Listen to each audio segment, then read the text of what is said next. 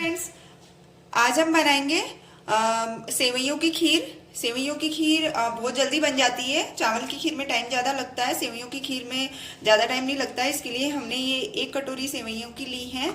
ये देखिए, ये मार्केट से लाई हुई सेवइयाँ हैं। और ये आधी कटोरी हमने चीनी की ली है। आप कम ज़्यादा भी कर सकते हैं, ज़्यादा मीठा पसंद हो तो थोड़ा ज़्यादा कर सकते हैं, और अगर कम डालना चाहते हैं तो कम भी कर सकते हैं। ये आधा लीटर हमने दूध लिया है, और ये इलायची पाउडर है। अगर ड्राई फ्रूट्स आप ऐड करना चाहें तो कर सकते हैं। मैं सिंपल बना रही हूँ तो इसमें थोड़ा सा घी यूज होगा, तो चलिए बनाते हैं हम।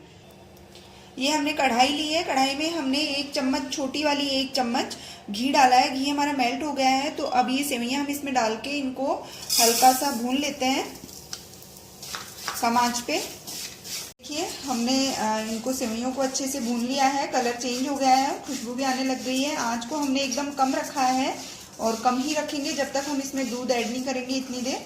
तो अब हम इसके अंदर दूध ऐड कर देते हैं, थोड़ा थोड़ा करके डालेंगे और इनको इस तरीके से हिला देंगे।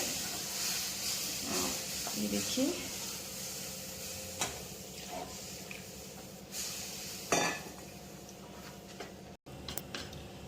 ये देखिए, हमने दूध डाला है। दूध को अच्छे से मिक्स कर दिया है और इसमें उबाल आने लग गया है। तो इसके अंदर हम चीनी भी ऐड कर देते हैं।